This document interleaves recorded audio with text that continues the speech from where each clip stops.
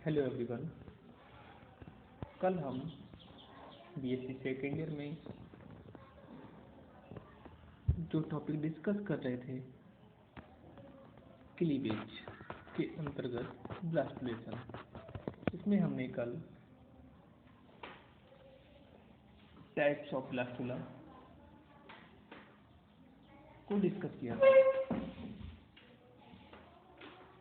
इसमें हमने सिलोब्लास्टुला, स्टेरियोब्लास्टुला, पेरिब्लास्टुला को डिस्कस किया था। इसके बाद आज हम बात करने जा रहे हैं आपके जो टॉपिक है इसी के अंतर्गत डिस्कोब्लास्टुला।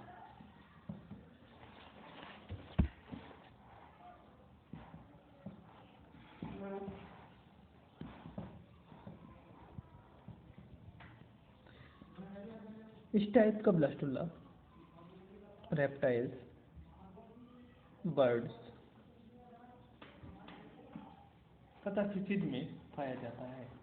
इनमें अंडे बड़े तथा योग्य होते हैं, यानी जो एग्स होंगे वो बड़े साइज के होंगे और योग्य होते हैं।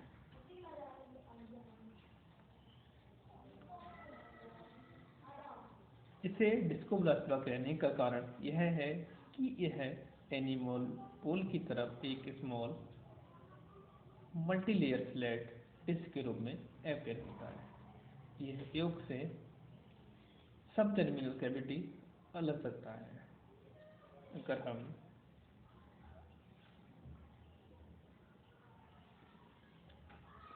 अब हम बात करते हैं नेक्स्ट टाइप एम्फीब्लास्टुला।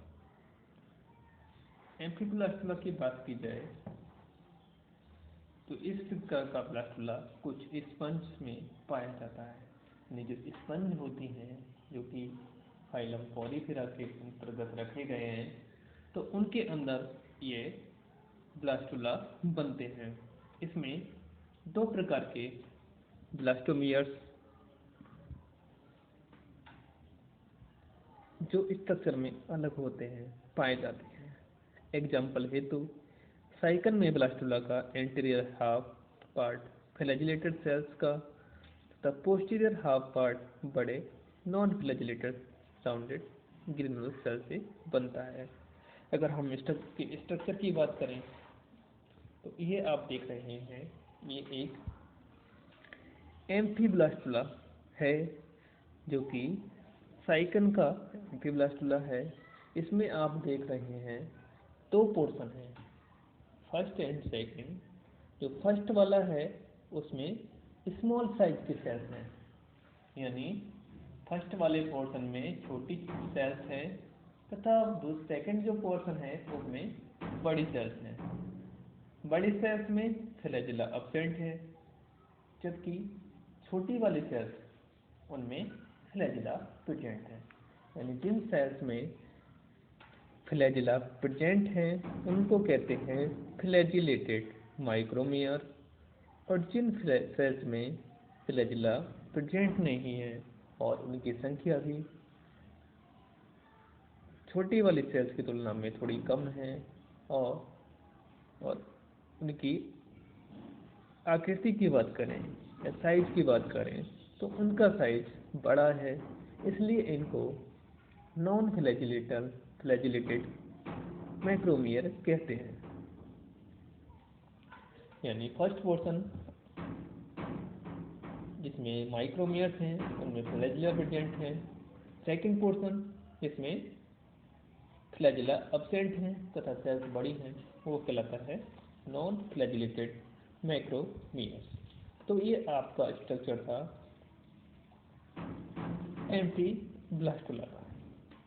अब बात करते हैं हम नेक्स्ट टाइप यानी ब्लास्टोसिस्ट।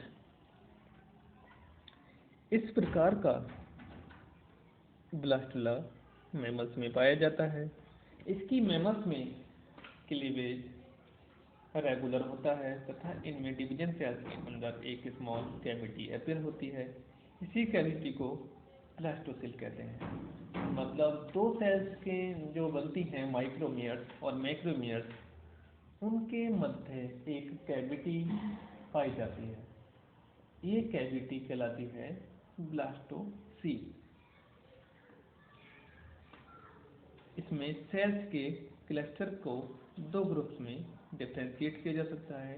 एक आउटर ट्रोफोब्लास्ट सेल या न्यूक्लियोटिड सेल और दूसरे अंदर एम्ब्रियो के फॉर्मेटिव सेल्स होते हैं। मैमल्स में इसी स्टेज को ब्लास्टोसिस्ट कहा जाता है। हम इसके स्ट्रक्चर की बात करें तो ये आप देख रहे हैं, ये वाला जो पोर्शन है इसमें ये है फॉर्मेटिव सेल्स, ये ट्रोफोब्लास्ट को कि न्यूट्रिटिव सेल्स कहते हैं। ये इसमें ब्लास्टोसील है, ये वाला जो स्पेस है खाली वाला।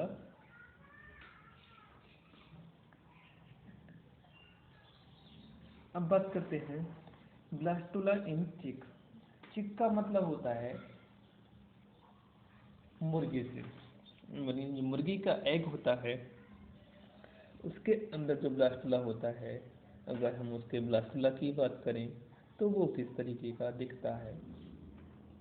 तो मुर्गी का जो ब्लास्टुला होता है यानी चिक का जो ब्लास्टुला होता है वो कुछ इस तरीके से दिखता है, जिसमें आउटर लेयर एक्टोडर्म, जिसको कि एपीब्लास्ट कहते हैं, इनर लेयर हाइपोब्लास्ट, जिसको कि एंडोडर्म कहते हैं।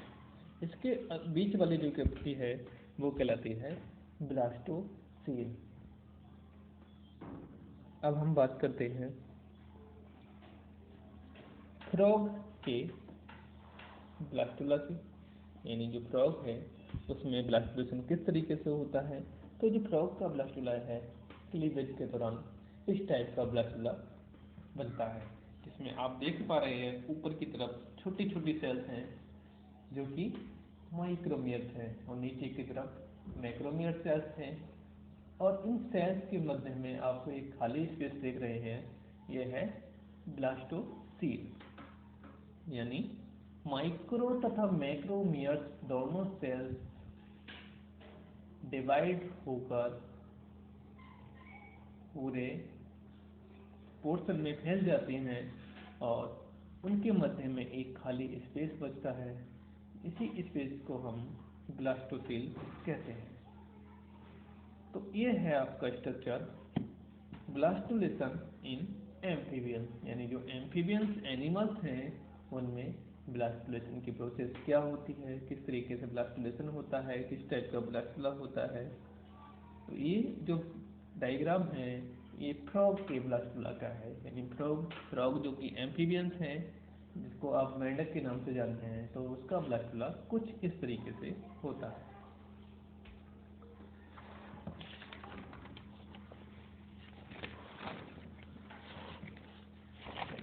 अब बात करते हैं हम सिग्निफिकेंस ऑफ ब्लास्टुला। सिग्निफिकेंस का मतलब होता है महत्व से, करेक्टर से, यानी उसके क्या महत्व है, क्या उसका बेनिफिट है। तो बात करते हैं सिग्निफिकेंस ऑफ ब्लास्टुला।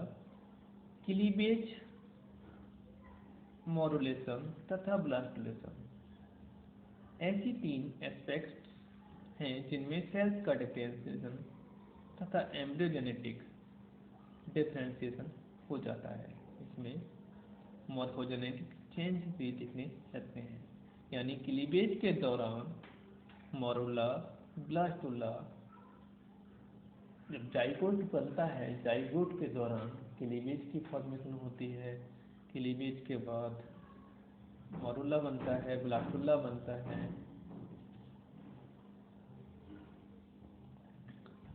तो जो इन क्लीवेज में, मॉरुला में, ब्लास्टुला में क्या होता है, सेल्स मल्टीप्लाई करती हैं, यानी 2 से 4, 4 से 8 इस तरीके से सेल्स बनती हैं और सेल की शिफ्टिंग होती है।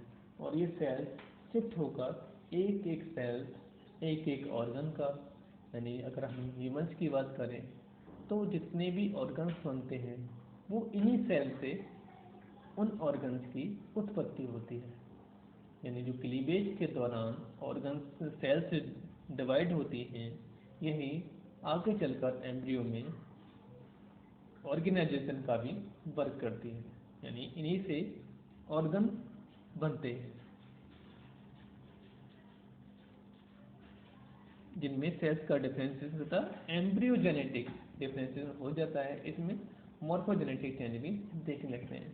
यानी जब ब्लास्टुला बनता है, मोरुला बनता है, तो जो सेल्स होती हैं उनमें भी, उनकी मॉर्फोलॉजी में भी परिवर्तन दिखने लगते हैं। ये परिवर्तन आसानी से देखे जा सकते हैं। इसमें आपने देखा माइक्रोमियर्स, मैक्रोमियर सेल्स को। अब बात करते हैं सेकंड पॉइंट, यानी ब्लास्टुलेशन के दौरान ही प्रमुख प्रिजमेटिव ऑर्गन फॉर्मिंग एरियाज या फ्यूचर्स एम्ब्रियो की बॉडी का ब्लास्टोमियर में डिफ्रेंशिएशन होने लगता है। साथ ही साथ ब्लास्टोसील के रिजल्टेंट सेल्स का माइग्रेशन व शिफ्टिंग हो जाती है। यानी जो ब्लास्टोसील बनती है तो उसमें जो माइक्रोमियर्स होती हैं, मैक्रोमियर सेल्स होती हैं, उनकी शिफ्टिंग होने लगती है। और जो फ्यूचर एम्ब्रियो होगा, यानी जो फ्यूचर का एम्ब्रियो होगा क्लीवेज के दौरान, उसमें इन्हीं डिवीजन के फलस्वरूप ऑर्गेनाइजेशन भी होने लगता है। तो आज हमने ये कि सेकेंड ईयर में ब्लास्टुलेशन इन एनिमल डिस्कस किया। इसमें हमने इसके types of blastula and significance of blastula को डिस्कस किया। कल हम नेक्स्ट टॉपिक आपका डिस्कस करेंगे। धन्यवाद।